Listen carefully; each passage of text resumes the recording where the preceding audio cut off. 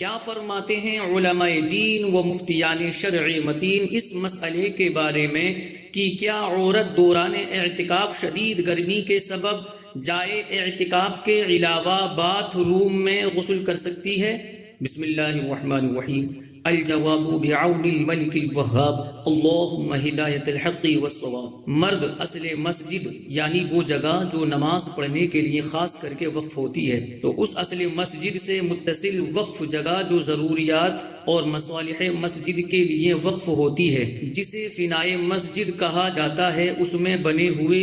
غسل خانے میں دوران اعتکاف بغیر ضرورت کے بھی غسل کر سکتا ہے۔ فنائے مسجد میں جانے سے اس کا اعتکاف نہیں ٹوٹتا، جبکہ عورت گھر میں متعین کردہ جگہ میں اعتکاف کرتی ہے جو مسجد بیت کہلاتی ہے، اور مسجد بیت میں فنا کا کوئی تصور نہیں ہوتا، اس لیے عورت مسجد بیت سے باہر بلا ضرورت نہیں نکل سکتی۔ صورت مسئولہ میں عورت اگر فرض غسل کے علاوہ کسی غسل مثلا گرمی کی وجہ سے ٹھنڈک حاصل کرنے کے لیے نکلے گی تو اس کا اعتکاف ٹوٹ جائے گا۔ صدر الشریعہ مفتی امجد علی اعظمی رحمۃ اللہ تعالی علیہ فرماتے ہیں، فنائے مسجد جو جگہ مسجد سے باہر اس سے ملحق ضروریات مسجد کے لیے ہے، مثلا جوتا اتارنے کی جگہ اور غسل خانہ وغیرہ، ان میں جانے سے اعتکاف نہیں ٹوٹے گا۔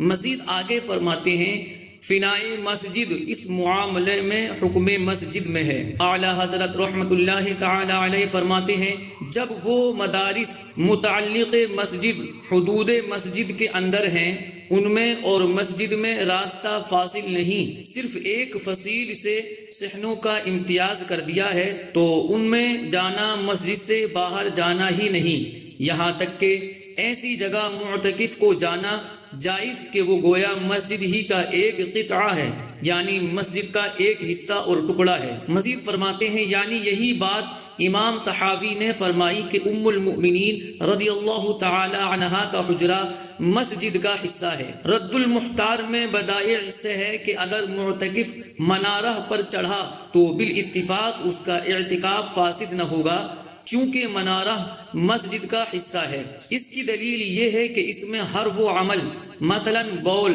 یعنی پیشاب وغیرہ منع ہے جو مسجد میں منع ہے، تو یہ مسجد کے دیگر گوشوں کی طرح ایک گوشہ ٹھہرا۔ علامہ علاء الدین حصفکی رحمۃ اللہ تعالی علیہ تحریر فرماتے ہیں کہ معتکف مسجد سے نہ نکلے مگر حاجت طبعیہ کی وجہ سے، جیسے پیشاب، پاخانہ اور احتلام ہو تو غسل کے لیے، جبکہ اسے مسجد میں غسل کرنا ممکن نہ ہو، جیسا کہ نہر میں ہے۔ صدر الشریعہ مفتی امجد علی اعظمی رحمۃ اللہ تعالی علیہ تحریر فرماتے ہیں، معتکف کو مسجد سے نکلنے کے دو عذر ہیں، ایک حاجت طبعی کہ مسجد میں پوری نہ ہو سکے، جیسے پاخانہ، پیشاب، استنجا،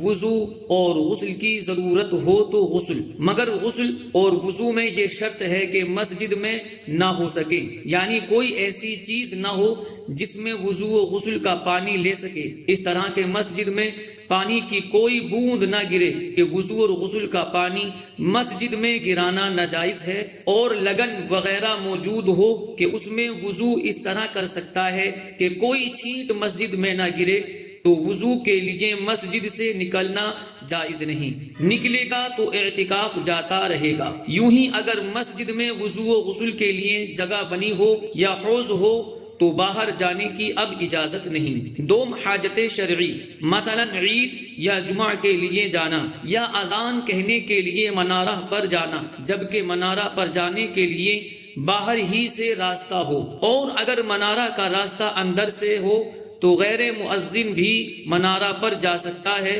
مؤذن کی تخصیص نہیں۔ واللہ اعلم تبارک و تعالی و رسولہ اعلم صلی اللہ علیہ وسلم۔